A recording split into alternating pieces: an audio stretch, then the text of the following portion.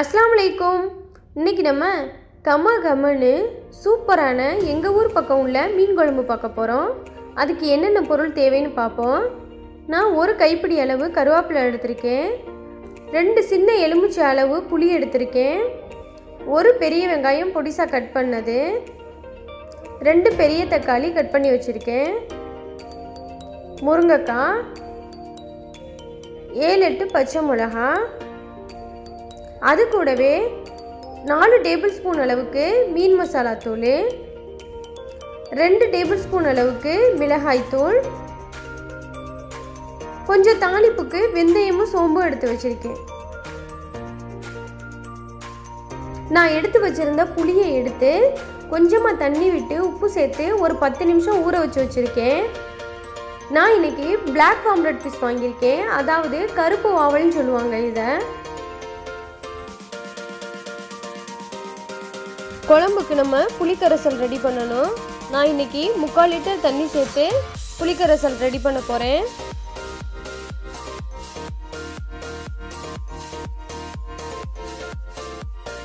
ஒரு பாத்திரத்தில் இப்போது நான் மீன் மசாலா தூள் சேர்த்துக்கிறேன். இது கூட புளிக்கரைசலை கொஞ்சம் கொஞ்சமாக சேர்த்து இதை ஒரு பேஸ்ட் மாதிரி ஃபஸ்ட்டு நம்ம ரெடி பண்ணிக்கிடுவோம். எதுக்காக அப்படி செய்கிறோன்னா, நம்ம டைரெக்டாக புளிக்கரைசலை இந்த மசாலா தூளோடு சேர்க்கும் போது நம்மளுக்கு குழம்பு நெருப்பாக கிடைக்கும். இப்படி நீங்கள் ஃபஸ்ட்டு பேஸ்ட் மாதிரி செஞ்சுட்டு நீங்கள் குழம்பு சேர்க்கும் போது நம்மளுக்கு அந்த மசாலா தூள் குழம்புல மிதந்து வராது, நெருப்பாகவும் இருக்காது, நல்ல டேஸ்ட்டாக கிடைக்கும் நம்மளுக்கு குழம்பு. பாருங்கள், இந்த மாதிரி கொஞ்சம் கொஞ்சமாக புளிக்கரைசல் சேர்த்து நல்லா நான் ஒரு பேஸ்ட் மாதிரி ஆக்கிக்கிட்டேன். இப்போது அதுக்கப்புறமா நான் 1.5 செம்பு அளவு எடுத்து வச்சுருந்த புளிக்கரைசலை இது கூட சேர்த்துக்கிறேன். கடையில் வாங்கின மீன் மசாலா தூளாக இருந்தாலும் நீங்கள் இதே ப்ராசஸ்லேயே பண்ணுங்கள், உங்களுக்கு குழம்பு நல்லா வரும். இப்போ நான் கட் பண்ணி வச்சுருந்த 2 தக்காளியில் ஒரு தக்காளியை இது கூட சேர்த்துக்கிறேன், ஒரு தக்காளியை தாளிப்புக்கு வைக்க போகிறேன்.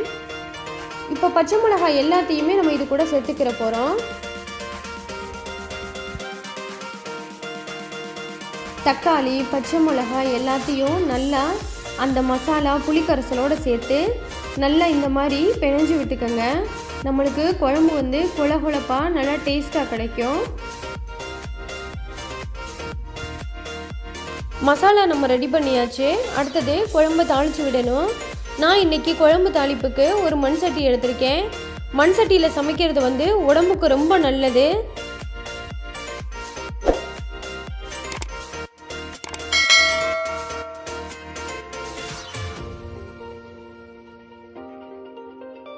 ஸ்டவ் ஆன் பண்ணிவிட்டு இப்போ நான் அதில் ஒரு மண் சட்டி வைக்கிறேன்.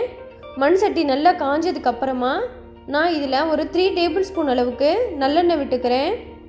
நம்ம நல்லெண்ணெய் விட்டு மீன் குழம்பு சமைக்கும் போது கூடுதல் சுவையாக இருக்கும். நீங்கள் எந்த ஆயில் வேணாலும் நீங்கள் யூஸ் பண்ணிக்கோங்க. ஆயில் இப்போ நல்லா சூடாயிடுச்சு. இது கூட சோம்பையும் வெந்தயத்தையும் சேர்த்துக்கிறேன். சோம்பும் வெந்தயமும் பொரிஞ்சு வரட்டும். இப்போ இது கூடவே ஒரு கைப்பிடி அளவு கருவேப்பிலை சேர்த்துக்கிறேன்.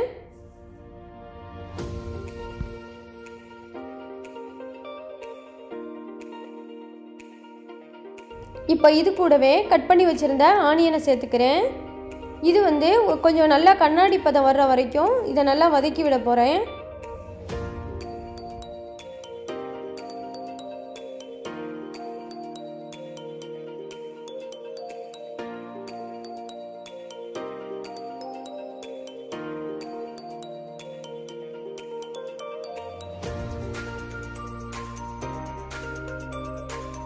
வெங்காயம் இப்போது நல்லா கண்ணாடி பதம் வந்துருச்சு. மீதம் இருந்த அந்த ஒரு தக்காளியை இது கூட சேர்த்து நல்லா கலந்து விட போகிறேன்.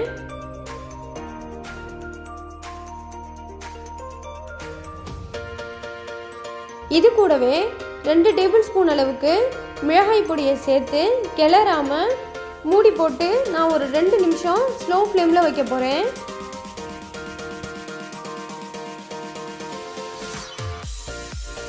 ரெண்டு நிமிஷம் கழிச்சு திரும்ப ஓப்பன் பண்ணி பார்க்குறேன். மிளகாய் தூள் எனக்கு நல்லா வெந்து வந்திருக்கு. இது திரும்ப ஒரு வாட்டி நல்லா கலந்து விட போகிறேன்.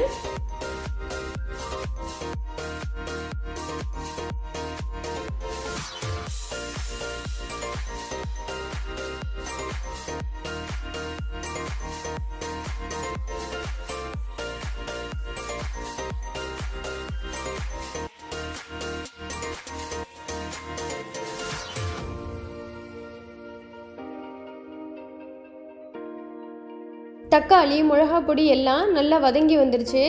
இது கூட மசாலா தண்ணியை சேர்த்துக்கிறேன்.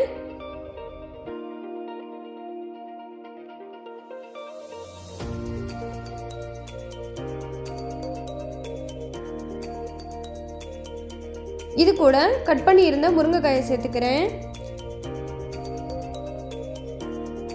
இதை ஒரு லிட் போட்டு மூடி 10 மினிட்ஸ் ஹை ஃப்ளேமில் வைக்க போகிறேன். நான் 10 மினிட்ஸ் கழித்து திரும்ப ஓப்பன் பண்ணி பார்க்குறேன். எனக்கு குழம்பு நல்லா கொதி வந்துருச்சு. அதுக்கு இடையில குழம்பு திறக்கக்கூடாது. அப்படி திறந்தோம்னா நம்மளுக்கு மசாலா தூள் வாடை அடிக்கும் குழம்புல. நான் கரெக்டாக 10 மினிட்ஸ் கழித்து தான் திறக்கிறேன். இது கூட ஒவ்வொரு பீஸாக நம்ம மீனை சேர்த்துக்கிடுவோம்.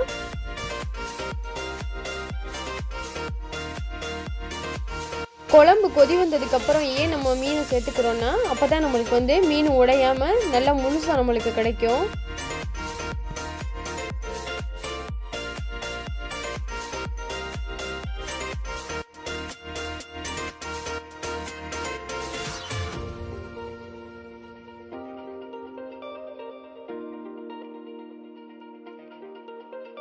திரும்பவும் மூடி இதை ஒரு 5 மினிட்ஸ் ஹை ஃப்ளேமில் வைக்க போகிறேன்.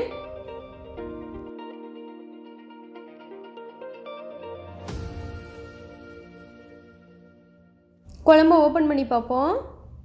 நம்மளுக்கு குழம்பு ரெடி ஆயிடுச்சு. மீன்லாம் நல்லா வெந்து வந்துருச்சு.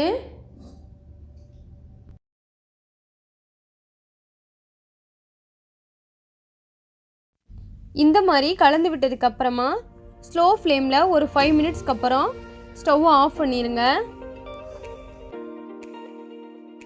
நான் எங்கள் ஊர் ஸ்டைலில் இன்றைக்கி மீன் குழம்பு வச்சுருக்கேன். இது உங்களுக்கு ரொம்ப பிடிக்கும்னு நினைக்கிறேன். நீங்களும் உங்கள் வீட்டில் இதே மாதிரி ட்ரை பண்ணி பாருங்கள். இந்த மாதிரி வித்தியாசமான ரெசிபிகளுக்கு நம்ம ஐநட் சேனலை லைக் பண்ணுங்கள், ஷேர் பண்ணுங்கள், சப்ஸ்கிரைப் பண்ணுங்கள். தேங்க்யூ ஃபார் வாட்சிங்.